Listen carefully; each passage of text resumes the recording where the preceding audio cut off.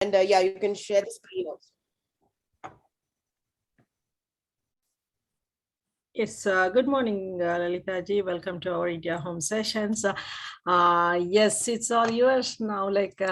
Yes, you can start. We all know you, so not to give more introduction. No problem, no problem. Well, I was just looking at the calendar and looking at the number of presentations that we have gone through. It's almost like half a year since I've been interacting with India Home residents, and it's been a wonderful session, especially the last session that I had in person. I think it was lovely to see you all in person, and thank you so much for always giving such motivating comments and inspirational. And I hope that these sessions are useful for you, because that's the whole purpose of us coming forward and giving you this information.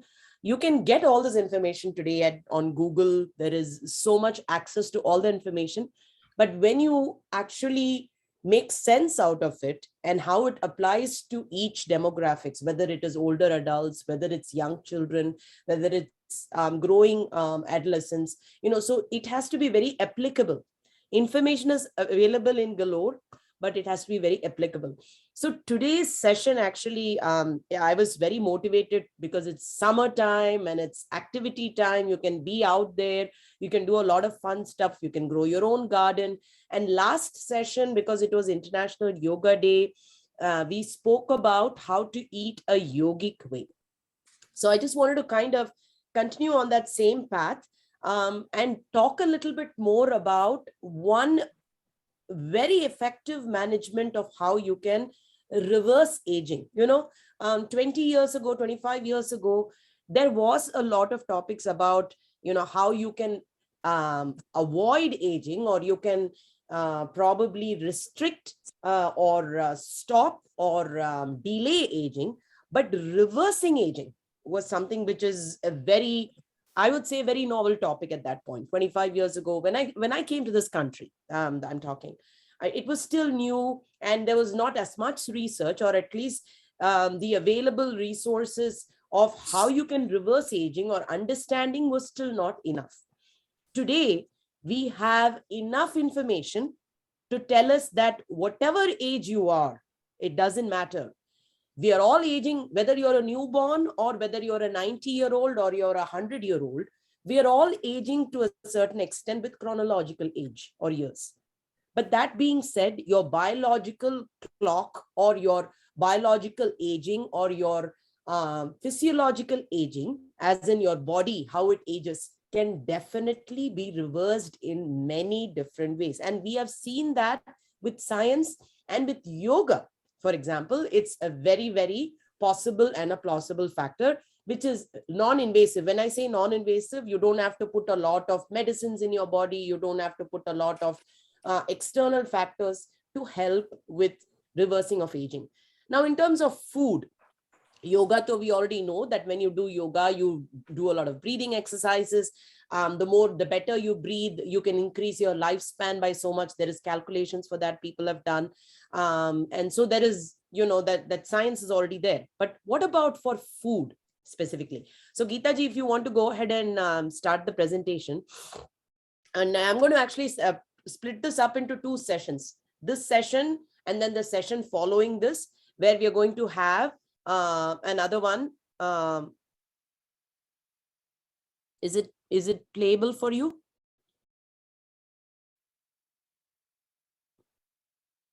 Geeta ji? I don't know why it's not coming up. No, But anyways, no. It is just playing the slideshow. Where is? Yeah, no problem, no rush. So while Geeta ji is actually working on the slideshow, I wanted to share about what are some of the important foods that we need to eat. The yogic way also, in many ways, it can be yogic also. And how do we reverse aging? For example, I don't know why this is coming up this way. Do you want me to share? Yeah, you can. Yes, you can share 1 minute. It's not coming as a presentation to me. Yeah, I don't know. Maybe because it was a PDF today. Sorry, I didn't it's mean a to. PDF. That's why it's not PowerPoint, right? It's like, Yeah, I saw it's that. in Google Sheets, but yeah, it is not I don't know coming. why then it should be sharing easily. Anyways, so before we go to that, before you see the slides and everything, what I did want to talk about is food wise, there are multiple things that you can do to reverse aging. When I'm talking about reversing aging, I'm going to actually ask one of you to tell me. I'm going to ask one volunteer to tell me, if you want to raise your hand and tell me what are some of the signs in which that you see that you are increasing in age, besides the fact that you see it on the calendar and say, hey, my age is so and so today, or my age is this. What are some of the signs physically that you see outside that shows you that you are increasing in physiological age? Anybody, if you want to share your thoughts while Geeta ji is getting ready. Yes, Rita Kohli, she raised hand. Rita ji, please, boliye. Thank you for coming today. And my way of looking at it, I have deficiency in hearing the talk. Sometimes on certain level, it's okay. But if I'm in the car and in the back seat and the driver is talking to me, especially my daughters complain to me that you don't hear now anymore as you used to hear it. That's the one issue. That okay, so Rita ji is saying that it's because of the hearing that she feels that age is caught up with her, or that her physiological factor has been more evident, that what she was hearing before is not as good now. Is that correct, Rita ji? Yes.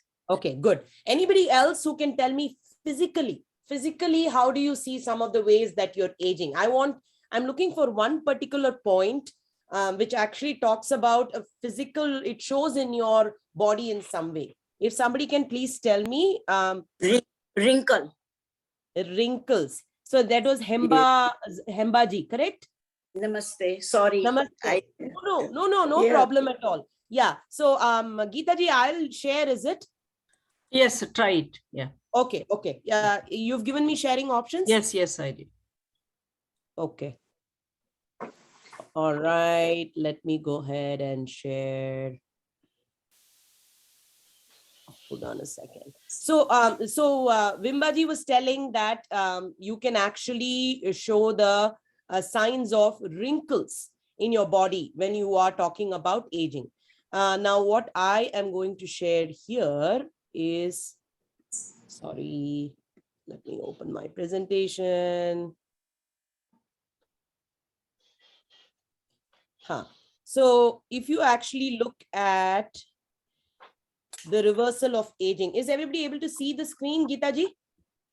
Yes, but only folders are visible. You zoom it. Only folders, all folders are there. Really? Yeah. Okay, 1 second, hold on. Let me try again. I don't know why this is not showing up today. What about now? Nope. Not sharing yet? That is interesting. Okay. Let me try one more time.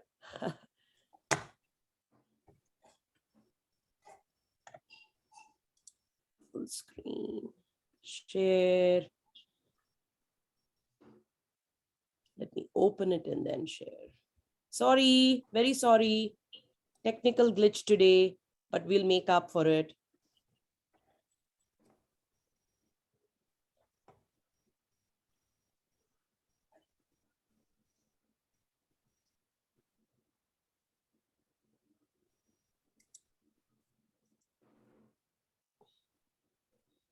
Sharing has failed. I don't know why it says sharing has failed.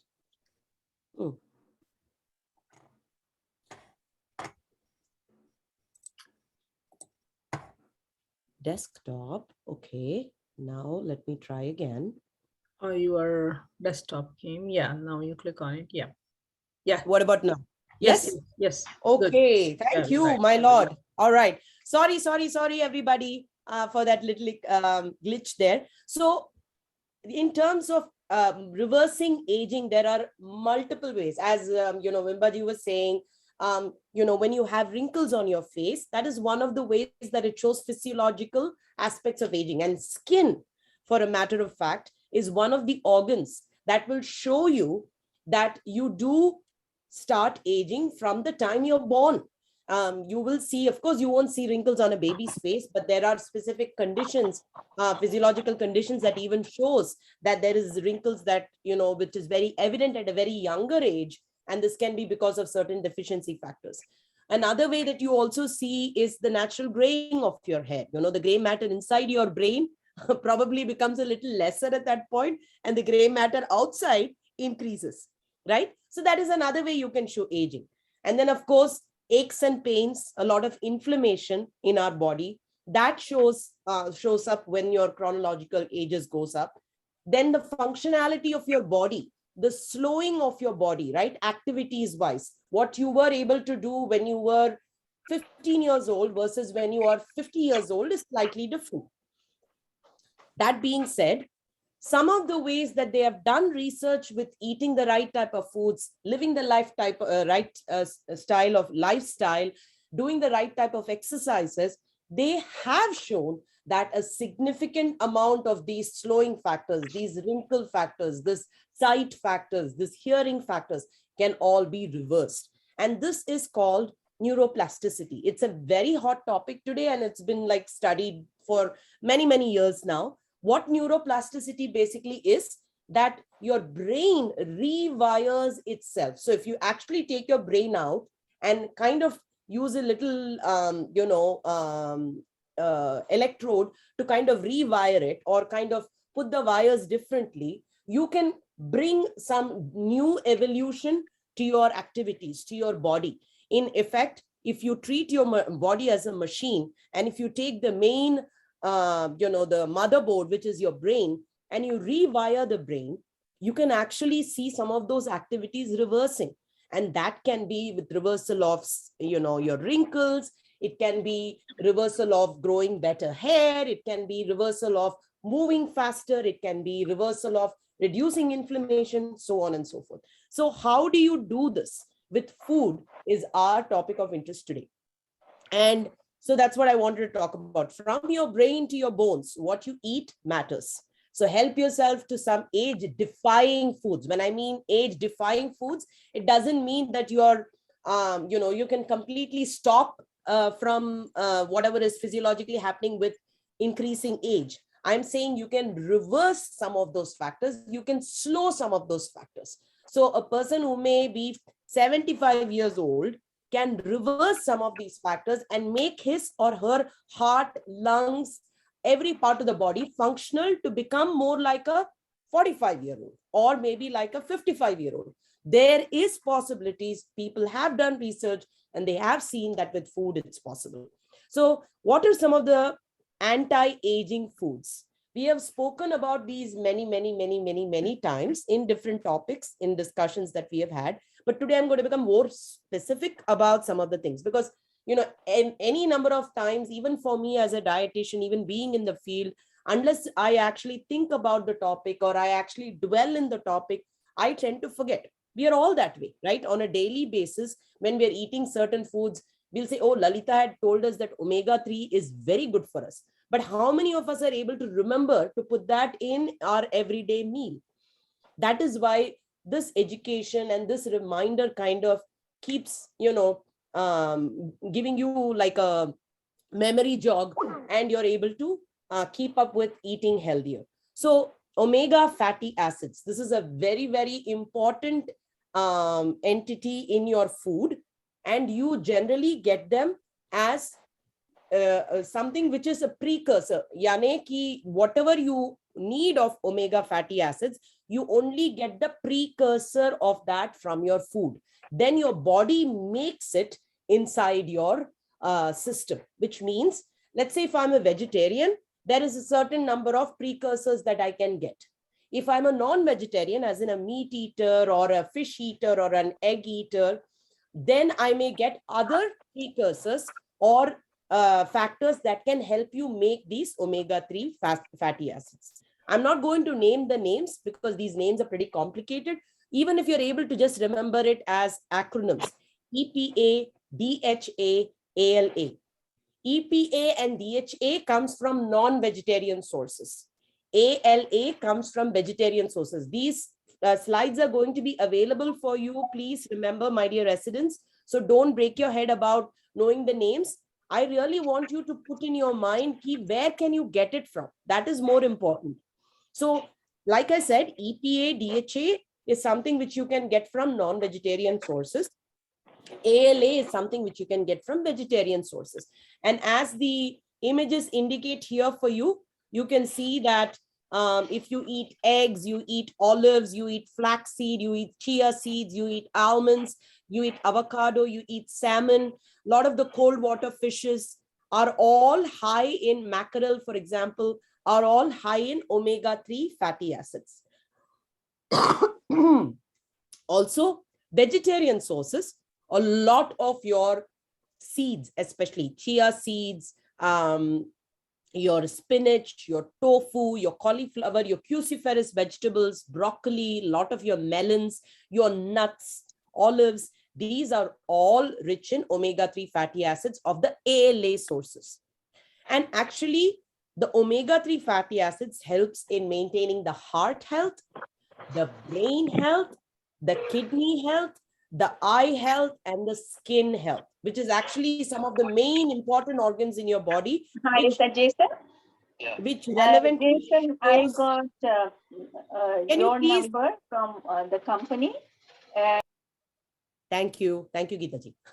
So the way that you can reverse aging, yani ki with some of these organs, you can actually significantly see that when you are eating these omega-3, that your functionality of these organs are definitely going to be reversed in age. For example, better eyesight, better brain health, better focus, not forgetting things. All of these are very helpful through the omega-3 fatty acids. Now, I want to specifically talk because majority of us do eat meat, and maybe we are non-vegetarians, or there are a majority that are also pure vegetarians. So I'm just giving you a combination of all of the foods that we have. For example, flaxseed. If you are able to use a tablespoon of flaxseed, which has got about 2.4 grams of omega-3, you're done for the day for the omega-3. Okay, so not to be very specific about numbers, approximately about a tablespoon to 2 tablespoons of flaxseed if you want to make a flaxseed meal, if you want to put it in your salad. So when I say sprinkle on, it can be on a salad, it can be on a chapati atta, it can be in your vegetables, like when you're making your sabjis, you can add a little bit of that. You can even add it to your soups. You can even add it to your smoothies sometimes. Chia seeds, I don't know how many of you are aware of this. There is another brand of, they call it also called as sabja seeds, which is slightly different variety, but chia seeds are basically something when you put in water, they flare up and they swell up. So chia seeds are very good when you add it in the yogurts, or you add it in your oatmeal, or you can even make like a muesli mix or a porridge or something, you can add chia seeds. So about 5 grams of chia seeds can give you all your omega-3 fatty acids for a day. Also with beans, you can have about a half a cup of beans and you can get your omega-3 fatty acids. Now, the next I wanted to also introduce was walnuts. That also gives you a lot of omega-3 fatty acids. When I'm talking about these are all good for your brain health. These are all good for your eyes. These are all good for your kidneys. These are all good for your skin. So the more you eat omega-3 fatty acids, and generally they see the absorption of omega-3 is better in the morning. So when you have your breakfast, try to include some of these sources that I was talking about, like chia seeds in your yogurt, or you can add your flaxseed in your meal, in your cereal, or you can have some walnuts, like a handful of walnuts. If you want to do about 2.6 grams, which is about, I would say, about a handful, you would get your omega-3 for the day. And edamame is something that they actually, it's a very Asian type of, snack that you can do. You even get it in the frozen section in many of the stores now, like Trader Joe's or Costco, all of these places have them. They serve them with sea salt. You can cook it, you can steam it and eat it, or you can just eat it, as a dried. When it's dried, it's generally more salted. So just be very careful. So you may ask me, okay, Lalitha, you've told us so much about omega-3 fatty acids. You've told us all the benefits. You've told us that it is reversing age. How much should we eat in a day? So for generally a male over 51 years of age, the RDA allowance or the recommended daily allowance is about 1.6 grams. So ye nahi ho sakta hai ki I can measure 1.6 every time, right? I mean, on a daily basis, if I'm going to be sitting and measuring each one on the scale, Kishanji used to say that, Lalitha, you give us so much numbers. Don't give us numbers like this. Just tell us in portion size how to eat it, right, Kishanji? So how can I eat it on a regular basis? Make it more practical for me. If I'm able to eat a handful of walnuts, good.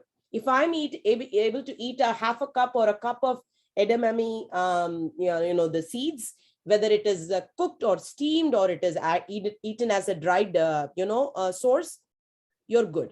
If you are able to add about 2 tablespoons of flaxseed meal in your cereal, you're great. If you're able to add about a tablespoon and a half of chia seeds in your yogurt, you're good. So this is a very small amount that you need, still a very significant factor, especially as you are growing older. The omega-3 fatty acids are very critically important to maintaining good reversal for aging. So can't stress that enough.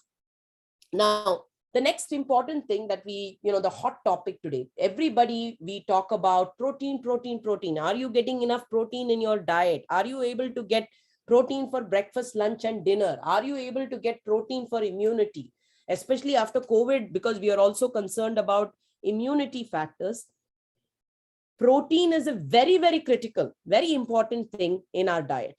Now, we all need to remember that protein in itself it's not consumed as protein in our body. And I'm sure you're all aware of this. This is probably information that you already know, but I'm again kind of reiterating it only because we all need to remember it from time to time कि कैसे protein हमारे body में utilize होता है. It's taken as amino acids.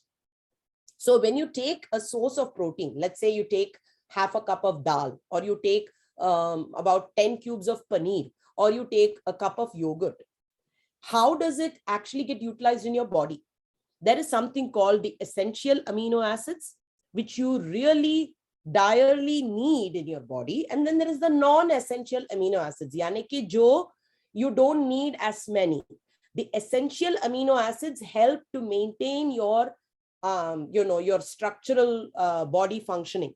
So if you need these essential amino acids, they have to come from different protein sources. So whether you are a vegetarian or a non-vegetarian, it doesn't matter. Keep eating different types of protein. So ye ho jata hai ki, okay, Lalitha, you've told us we have to eat different types of protein. How much protein do I need in a day? A lot of people, like, they get boggled with this, and it's all like, am I getting enough protein for the whole day? On an average, a person who is about 65 to 70 years old, let's say she is about 5'4", about my height, and she weighs about 150 pounds, she will require anywhere from 55 to 60 grams of protein. If a man, say he is 5'7" or he is 5'8", and he weighs approximately about 170 to 180 pounds, he will need anywhere from 75 to 80 grams of protein.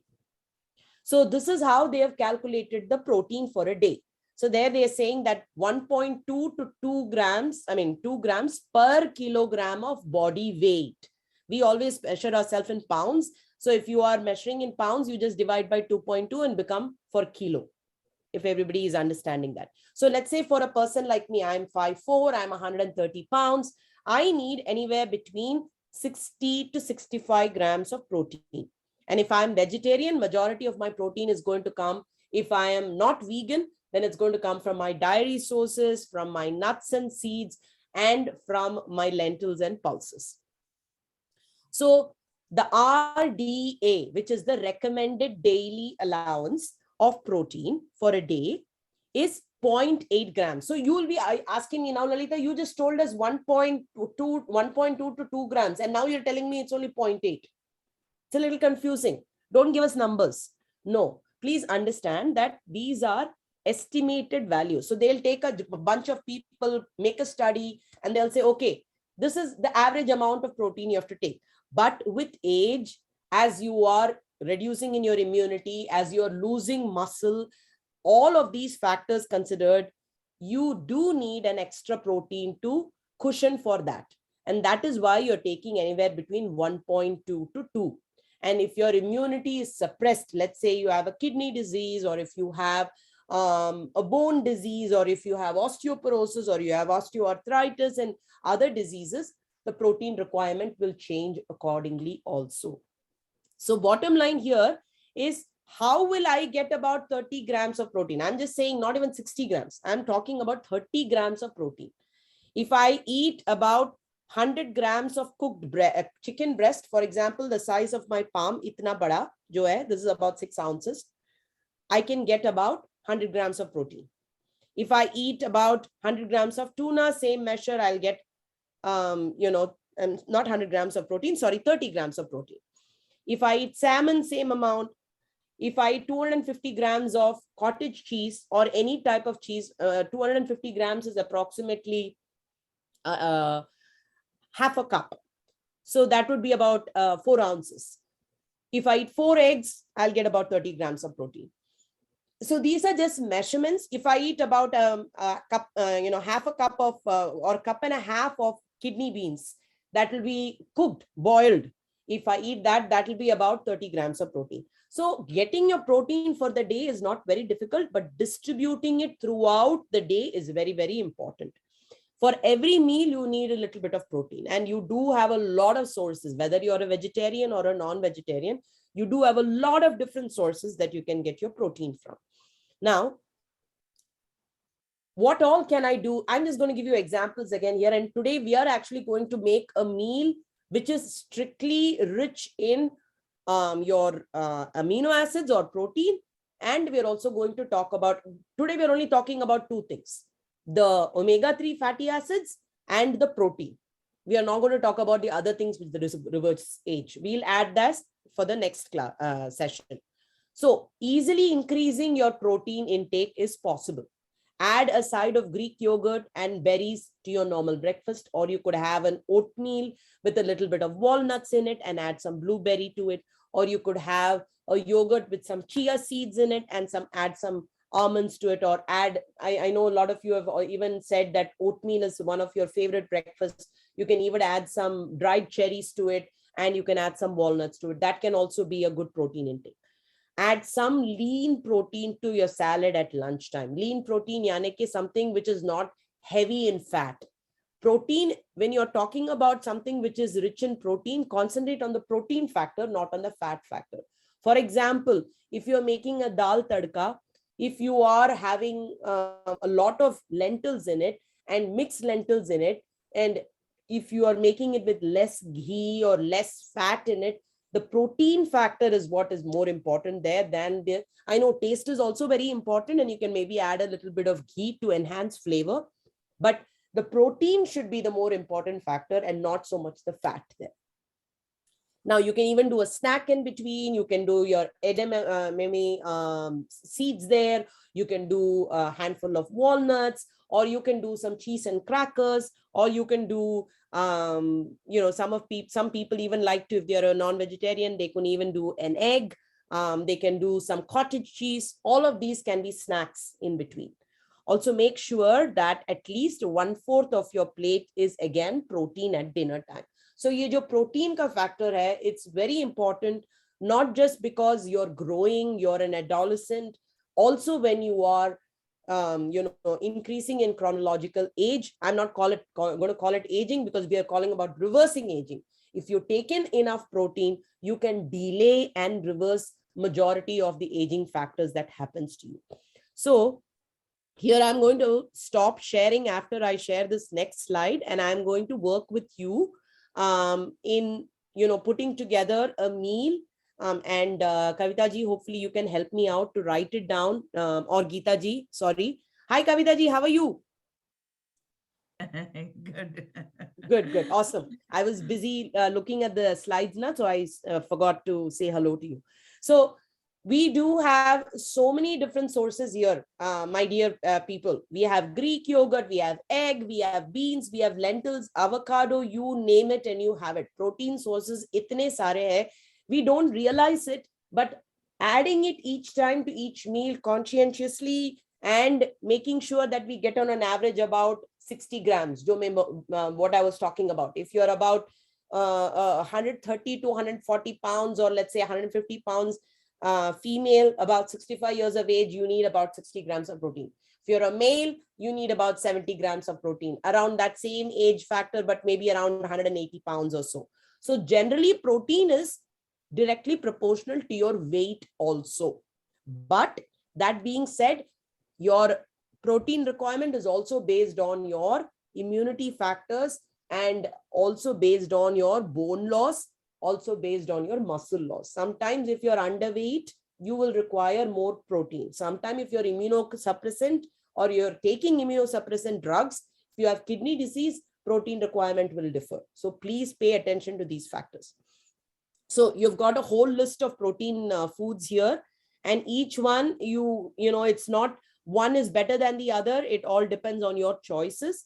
And this was actually a very cool website that I thought you should look at. It talks about how many calories are there in Indian food items. I thought it was really cool because it shows gives you a good perspective of chole, tandoori chicken, paneer butter masala, all of these Indian foods, how much protein there is in there, how much fat there is in there.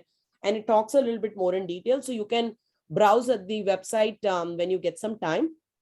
But now what I'm going to do is I'm going to stop sharing and I'm going to actually start asking people to volunteer and tell me. We have to first plan our breakfast, lunch, or let's say we'll do it breakfast and snack time. So you have to be the person to decide and tell me, how am I going to get, Lalita is preparing her meal for breakfast and for snack time.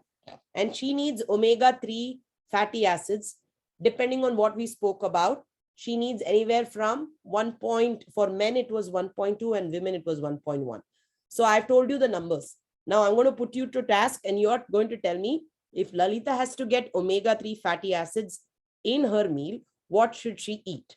And who's going to be my first volunteer? I'll go first. Yes, Kishanji, please. Kishanji. Good morning, Lalita. It's good to see you once again. Thank you, Kishanji. Lovely to see you as well. It was an excellent presentation and good topic for all of us, keeping us healthy. God bless you, along with Kavita and Geeta ji also. Thank you. Okay. I have a couple of questions also while you were presenting it, but at the same time, I can suggest also what I do every day as far as keeping myself healthy. The one you were saying and mentioning about 30 grams of protein, taking it, but if I eat, it's a 2-3 parts question. If I do a 30 grams of protein and have a 4 eggs per day, wouldn't it affect higher cholesterol? And number 2 question is, as far the flax seeds goes, which is good, which one would be better? White flax seeds or red? And what's the difference? And third and last question is about the chia seeds and flax seeds. Can I mix it? Usually I have cereals in the morning with the chia seeds and some berries. And in the lunchtime, I have a salad with flax seeds. Okay, good questions, very good questions. But you didn't give me my choice of what will I choose if I have to eat omega-3 fatty acids. You didn't give me my choice. Oh, for you? Yeah. Give me a choice. I will give you 1 teaspoon of chia seed. 1 teaspoon of chia seeds. Okay, very good. Okay, and so that is for breakfast. What about for snack? I want something for snack to get nice glowing skin. What do I do? How about flax seeds in salad? Flax seeds in salad. Awesome. Thank you, Kishanji. You are awesome. And I'm glad you are well aware of the facts of where you can get your omega-3. So those are great choices. Now to refer to your questions or to address your questions. The first question was from Kishanji. Lalitha, you're saying 30 grams of protein in 4 eggs. If I'm going to eat 4 eggs a day, is it not going to affect my cholesterol? Very good question. Very, very, important point. And we will address as many questions as possible. But I also want at the same time for you to think versus me giving answers for everything. When I say 4 eggs, I'm not talking about eating all 4 eggs at the same time. I'm just telling you in portion sizes, if you eat 4 eggs, approximately each one about 7 grams, you're going to get about 30 grams of protein. Right. But 4 eggs doesn't have to all come on the same day. Okay. Oh, okay. Those 30 grams of allowances are just giving you your choices, Kishanji. For example, you can probably do 2 eggs, egg white in the morning and still get the benefit of 1 full egg without doing the yellow.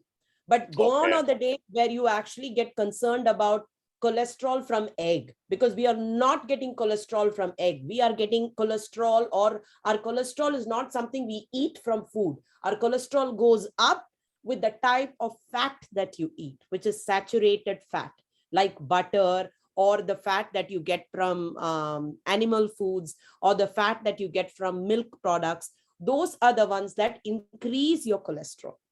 So egg it is actually not something which increases cholesterol directly. There is saturated fat in egg, but it is not because of eggs that your cholesterol, at least in the American diet, it is not the main factor. So to answer your question, 30 grams of protein can come from different sources of protein that I gave you. It can come from your walnuts. It can come from your pulses. It can come from egg. It can come from yogurt. You need to make sure that each time you have a little bit of protein to maximize it for the whole day. Yani ki aapke age ke agar, a person, I'm just giving a guess, let's say you're 60 years old and you're going to be getting about 75 grams of protein, 30 grams is only still half the amount. We still need to get another half. So for that, you have to hunt down for each time what all I need to eat. Right? Now, your next question was with regards to chia seeds and mixing chia seeds and flax seeds. Yes, you may do so, but there are certain concerns, when these seeds are put together, sometimes with age-related diseases like diverticulitis and, GI issues, these seeds can do some concerns where if they get stuck in your GI system, it can cause problems. So you have to be very careful. That's why they say don't go all out eating a whole meal of chia seeds or a whole meal of flax seeds. Everything in moderation, right? Everything in moderation. Right. So yes, you can mix maybe a half a teaspoon of chia seeds and a half a teaspoon of flax seeds. And it's also the flavor that matters. Some people don't like the oiliness and the grease with the flax seed, and then chia seeds, sometimes if you eat it raw and you don't mix it up and you don't let it flare up and eat it, that's why they put it in liquids, chia seeds generally. They don't add it by itself. The last question you had was white flaxseed versus red flaxseed. And that is, okay, now I'm going to ask you a question. What is the one factor that you think there, Kishanji? What is it that differs? You're talking white and red. What do you think is different there in the flaxseed? Only, to be honest with you, Lalitha, only thing I can see is color. But in my lifetime, we always have been using and eating and munching on the white flax seeds, not a red. So correct. I'm just a little bit concerned whether to use it in the red flax seeds or not. Red flax seeds are as good as white flax seeds. Very good question. This is as good as, eating white rice versus red rice, right? So again, the most important thing to remember is both flax seeds have antioxidants. The color determines the type of antioxidant that it has. Just like how with fruits, I talk about red color cow, blue color cow, yellow color cow, orange color cow. The more you eat of a certain color, the more antioxidants you get from that family. Distributing it is very important. So constantly eating only white flaxseed or constantly eating only red flaxseed, it's just that the variety may not be available at all times. Maybe you grew up eating that because that's what is grown in your place where you were. Right. Now that you have it available, maybe you can try it out. And it's all a personalized choice, right? A lot of people may like it, may not like it. And of course, the antioxidants that is there in red flaxseed versus white can be different. As far as getting the omega-3, to begin with, it is a very small amount that you need in your diet. So we don't need to get so stressed out about it. Just make sure you get sufficient for the whole week. At least if you're looking at your khana the whole week, if you're able to get some amount of omega-3 in some form in your food, whether it is olive oil, whether it is olives, whether it's flaxseed, whether it's chia seeds, whether it's walnuts, jo kuch bhi ho. If you're able to average it for the whole week even and say, okay, I think I'm still good, right? You're in good hands. Did I answer your question, Kishan? Yes, yeah. Thank you very much, Lalitha, for giving us the importance of omega-3. It was very excellent. Thank you. Awesome. Awesome. Thank you, Kishan ji. Okay, Rita ji has raised her hand. Okay, Rita ji, I have a question for you before I give you the answer for your question. Sure. Okay. So now Rita ji is going to go on a hike. Rita ji has planned a nice hike with her family. And Rita ji has been told by her children, ki, Mummy, you have to be very fit and you have to come with a nice protein snack for breakfast and also carry something with you for lunch that you can eat that is comfortable, easy for you to carry with you. We are going on a 5-mile hike. Theek hai? So what is Rita ji going to choose? I will take a heavy breakfast with quinoa and lot of vegetables. I will sprinkle some flaxseed meal.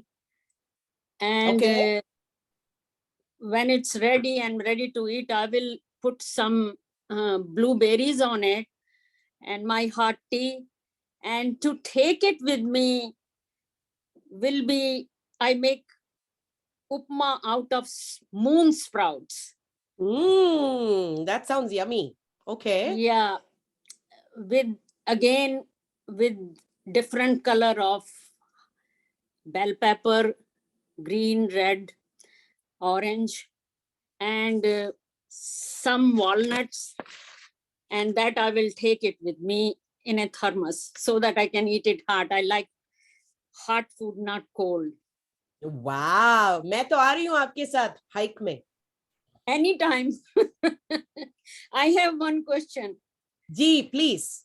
Very good answer, by the way. Very good answer. Thank you so much. Yes. You're welcome. My question is that my eye doctor told me, and my general physician told me to take omega-3 supplements. Is it okay to take it? I'm taking it. I'm not saying I'm not taking it. But is it okay to get the extra omega-3 from the capsules? Very good question, Rita ji. As a nutritionist, as a health coach, when I came to this country 25 years ago, or 26 years to be precise, popping a pill was very, very critical for me. We only pop a pill when we are really sick. And I'm sure we've all gone through that, right? The pill popping was not a common culture for us, at least for our generation. I mean, it has changed in India now also. I can definitely agree with you on that. But everything, we don't pop a pill, right? We pop the pill only when we feel that nothing else is going to help us, especially with food, when that has completely given up on us and we are not in a position and we have abused our body so much that we need something which is as concentrated as a pill to take care of it. then we go and pop a pill. As far as omega-3 supplements are concerned, today in the diet with the fast rush that we are going through, sometimes skipping a meal, sometimes not eating enough omega-3 fatty acids, sometimes not having the right person to guide you, to tell you that you have to eat the right type of foods, sometimes not being nutritionally being deficient, not being able to consume so much, because with age, appetite goes down. With age, you have a lot of GI concerns. So these are the times when you resort to supplements. The United States of America is a big market for supplements. We do push the pills and the supplements, and the Vitamark is like the most popular. They say na, the American urine is probably the most expensive than even the vitamins that you get at the store, because you spill out so much of vitamins and minerals. But that being said, today the way the vegetables are grown, the fruits are grown, the supply and demand of your products, it stays in the shelf for so long, it comes to you after a certain time. All of these factors taken into account, the physicians have taken an easier way to get you those supplements, right? Omega-3, because they do see that with studies, when they are giving you a concentrated source of omega through a pill, which is like a fish oil pill or like a vegetarian source of pill, that the effect is more faster.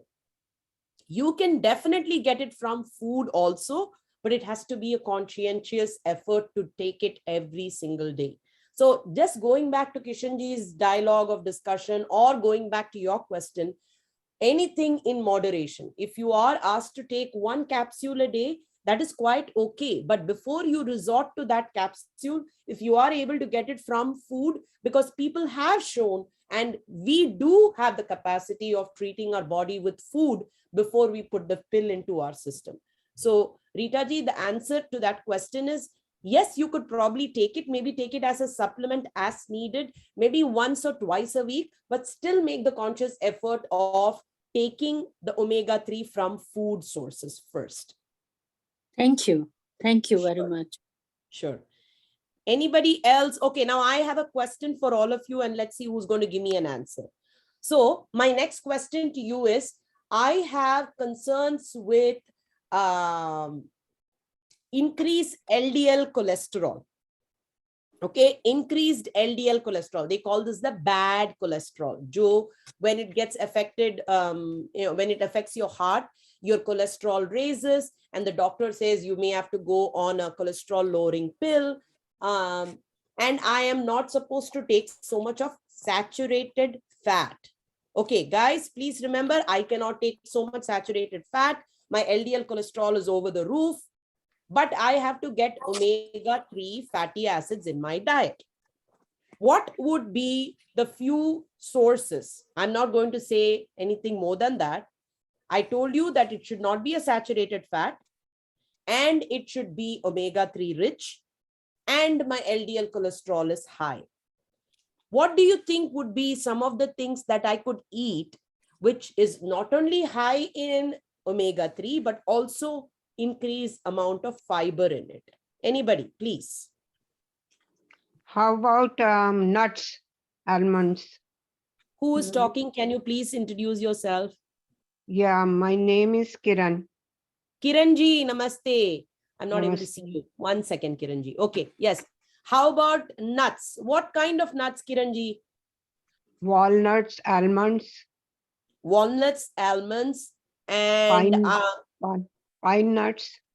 Pine nuts. Okay. Mhm. And I was also saying that my LDL cholesterol is high, right? So these nuts do have some amount of fat in it. The nuts that you have spoken about does not have saturated fat, which is a very good choice, Kiranji. I also need something which has got some fiber in it. So do you think... Avocado. Okay, who is answering now? Can you please... Neha. Neha ji. Okay, so avocado is definitely a great choice. It is a monounsaturated fat. It is a very good choice. Thank you so much. And Kiranji, your choice is also correct. But I want you to maybe combine either the avocado with a salad which has got some fiber in it, or put your nuts in an oatmeal which has got fiber in it, which can both help not only with increasing your, fiber, but it can also provide the omega-3 fatty acids. Yes. I do Chia use, seed.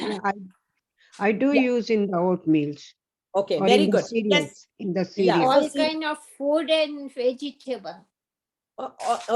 food, all kinds of, sorry, Urmila ji. Vegetable and fruits. Yeah, no, vegetable and fruit is okay, Urmila ji. But I remember my question was, ki my LDL cholesterol is high, but I need omega-3 fatty acids. So No, vegetables. you say for fiber. For fiber, it is great. You're excellent. You're very good with fiber for vegetables and fruits. But I need omega-3. So wo vegetable or fruits, for example, let's say you're making a sabji, Urmila ji. I'm going to put you on the spot. You're highlighted now. So you're making tindora sabji. ठीक है? Yeah. If you're making a tindora sabji, what could you add in that can give you the omega-3 fatty acids? Is Flaxseed. okay. You can add flax. You can add a little bit of almond powder. Walnut mixed to it. Just to give it a crunch. Or you can add what is that? Edamame can be boiled, and that can be mixed with your tindora sabji, right? Or you can get very innovative. The reason I say that is that we are all so cliched, or we're all so bound to our recipes, right? We don't want to try something new. But once you step out of your box and you try something new, like when you have discussions like this, and then say, okay, today with my oatmeal, instead of doing walnut seeds, I'm going to try walnut, I'm going to try pine seeds. Maybe I'll try some flaxseed, which is red in color, because Lalitha said that it is very good, it's antioxidants. So this discussion is basically to just kind of, spark your brains and to make it think beyond your regular routine of what you do, because we are all so used to our regular routines, right? And we all need that motivation. So very good discussion. I think this was awesome. This was very encouraging. I see that you're all very involved, and I'm very happy that the discussions are very intriguing, and the answers come from you, and it's very thought-provoking. So I'm going to leave you with this thought that this week and the next few weeks, make a conscious effort to take enough omega-3 fatty acids to stay healthy, to reverse age, to rewire your brain. Remember, you're rewiring your brain, and the neuroplasticity that you do to your brain is going to reverse your age. So, you can still say, मेरे दिल में भी एक बच्चा है और मैं भी बच्ची हूँ, or you can talk to your grandchildren the same way that you talk their language with them, and keep up in speed with them, with health and happiness. So thank you so much again. I have a question. I have one question. Ji. How is khashkash? Couscous. Yeah, couscous or khashkash is actually not more couscous. of Couscous is something we make. Khashkash is a poppy seed, like you call it. Poppy seed. Yes. So poppy. not like coconut and poppy seed. If you grind and stuff the vegetable, is it good? Yes, Madhuji, it's a very good, poppy seeds. Actually, I'm just going to show you a picture for those. I don't know if you're able to actually see it, but hold on a second. Khaskhas, they added in a lot of the gravy stuff also, na? Yes, we do. Or even for stuffing, like you grind with something, and it gives a lot of taste, in certain things. So. Correct. So, for example, I don't have the immediate picture here, but there is also the poppy seeds come in black and in white. And white, yes. It's rich in fiber. It is rich in a lot of the, minerals and in the vitamins. And they also see that, I'm going to see if the poppy seeds, I don't know off my head if it's got omega-3, because the main discussion is omega-3. So I'm just looking this up. And it does have omega-3 fatty acids also in it. So yes, poppy seeds are also a very good thing. Now there is there is a factor where they say that, you know, too much thank you so much. Thank you so much. Yes. So poppy seeds, and oh my God, look at all these pictures she's come out with already. So you can make that chicky thing also with that. And poppy seeds is also, they also say that, you know, too much of the poppy seeds mein nasha hota hai na, thoda sa. Right. I didn't know that, but as children, as a child, I've had the fresh one. It's like a green, like a ball, and you open it and you eat it. Correct. There is I don't know now where you get it, but I've had that too. Yeah, you get it. We make payasam out of it whenever some occasions. Yeah. Yes. Nashili hoti hai. Yes. Anna. Ji. छोटी में बनाते हैं ना उसको. Yeah, and yes, and yeah, Anna ji, yes, what's your question? No, it's not a question. I had a suggestion that I heard from somewhere that you make a paste of 2 dates, 3 or 4 almonds, 3 or 4 cashews, 1 tablespoon of poppy seeds. Okay. And you make a paste. You make a paste out of it with a little milk. And you can add either regular milk, or you can add other milks that you like. Make it a cup, and then you take it at night. It really helps both in the cholesterol problem and relaxing your muscles. Oh, wow. So you get a good sleep. Anna you get ji, a very good sleep. I didn't know that. Can you share this recipe with Geeta ji, please? I'll tell Geeta because it's in a Kannada YouTube thing called, it is actually called Geeta Sante. Oh, wow. So yeah, Anna ji, please share it with Geeta ji. So I think we do have very, very knowledgeable, very, very intriguing topics of discussion each time I go back after each session. Thank you. Some new recipes and some new ideas. I'm so happy that we are doing these sessions. I do have Mangla ji and Neeru ji. हाँ, बोलिए जल्दी बोलिए. 2 more minutes. घी के बारे में, hello, घी के बारे में कोलेस्ट्रॉल बढ़ाता है घी, लेकिन आयुर्वेद में घी तो बहुत ही अच्छा माना जाता है. वो कहते हैं कि 2 चम्मच तो रोज दूध के साथ लेना ही चाहिए. तो आपने मेरी योगा वाली सेशन अटेंड नहीं की है मंगला जी? पिछले बार जब हम थे वहां पे योगा सेशन के लिए, तो मैंने तो एकदम से कहा था आपको कि ghee is very good for you. I didn't get it. What did she ask? She was asking if ghee is okay to eat. She thought I was saying that ghee was not okay to eat, or maybe she was not aware of the fact that I was encouraging eating ghee. But Mangla ji, main thing you have to remember is consuming ghee in the right portion sizes is very important. When you take ghee as a part of concentrated sweets like jalebi mein ya laddu mein ya gulab jamun mein, jab hum khate hain, so the sugar and the calories are going to be high. But ghee in itself, clarified butter, when it is homemade and when you're having it a little bit on your, jaise in Ayurveda it's called grit. Grit se hi banate hain, sare jo medicines jo banate hain, they make it with grita.